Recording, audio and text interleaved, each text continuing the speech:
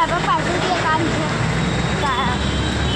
સૂર્યકાંત છે ત્યાં બેઠા હોય.